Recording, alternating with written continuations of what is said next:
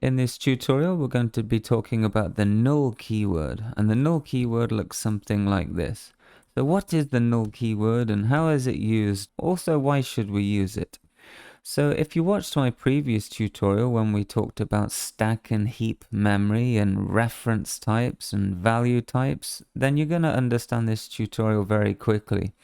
So here are some reference type objects here, like lists, strings, arrays, video game object, for example, it's a custom class. All of these are reference types, and they're stored in the heap, which is the heap area of memory. To contrast that, these are simple value types, so integers, booleans, and characters, for example. Now, have you ever wondered when you declare a variable, so we're not initializing it, we're not giving them values. You can see the software compiles, it works, it's no problem. We've declared them, everything looks pretty good. But have you ever thought about what the default values for these might be if we don't actually give them a value? Like, what would the default value be? Would it be 0? Would it be, what would it be? Well, let's take a look. I'm going to add a breakpoint at the end of here, and then I'm going to look in the locals window. So let's run the application now. And if we come down here to the locals tab right here, we can view various things to do with our variables that we've just defined.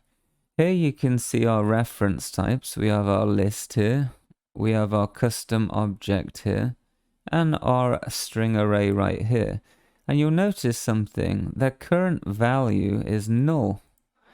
But if you look at these value types, like the integer, the boolean, and the character, well, their default values are slightly different.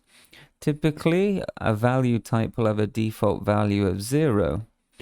If you represent boolean as 0, then it would be false. A boolean as a 1 would be true. So you can see boolean also has a default value of 0. And even this character variable here has a default value of 0. So you can see a pattern here. It looks like reference types have a default value of null, or whatever null is, and value types have a default value of what looks like 0 in this example here. So what is going on here? So remember when we talked about reference types.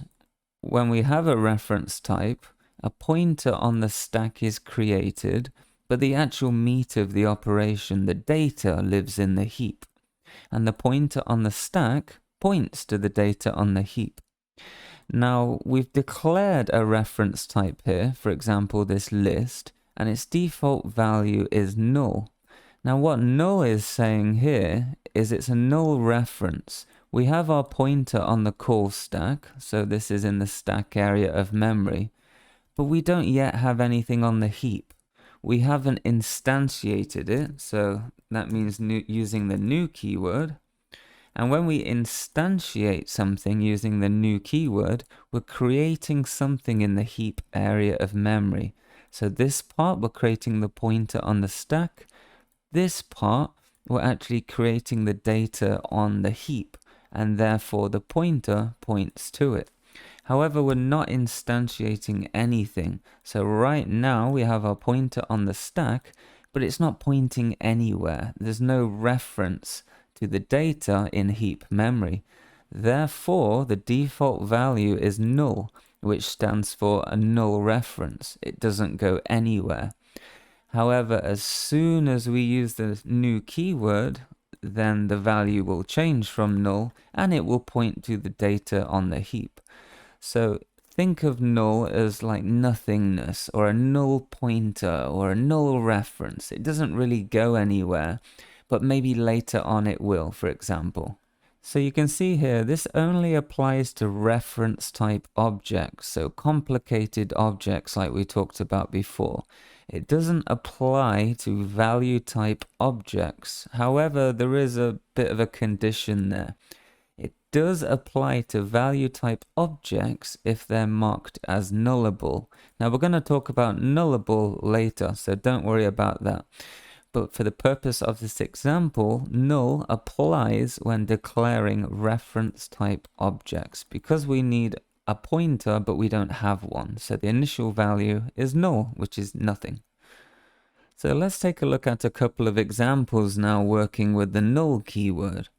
So what I'm going to do, I'm going to output a property, or maybe try and use one of these methods here, of these reference types. So I'm just going to write to the console window, and I'm going to output a random property of this list, for example. So I'm going to say list.count. So let's take a look at what's happening here. Now I have a red line. You can see use of unassigned local variable list. So it's not even letting me use this object because it's unassigned. But wait, I thought it was null by default. Well, null by default happens at runtime, not at compile time. This is compile time where we're actually doing the development right here. So this is compile time. So it's not even letting me compile the application. So what we have to do at compile time is just initialize this to null. So that way the error goes away and we can actually run the program. But the compiler is kind of helping us out here. It's saying, look, this is null, you shouldn't really be using properties on a null value, otherwise it's going to fall over. But by kind of tricking it here, we've made that error go away, so I can show you an example of using something which is null. So now list is null. I'm trying to access a property here called count on the null object list. So let's see what happens. So now an error has popped up here, and it says null reference exception. Object reference not set to an instance of an object. Now you'll see this error a lot in your ventures moving forward with C#. It's just one of those things. But basically, you can see here our reference type is null. And if something is null, we cannot use methods on it, we can't use properties on it, because it has no value, it has no memory stored on the heap. It's pretty much just an empty pointer of an object. There's nothing there. It's null. So we cannot use it. What we have to do is instantiate it and actually give it something. So now if I run the application, you can see here the error has gone away because we've instantiated the object and it's no longer null.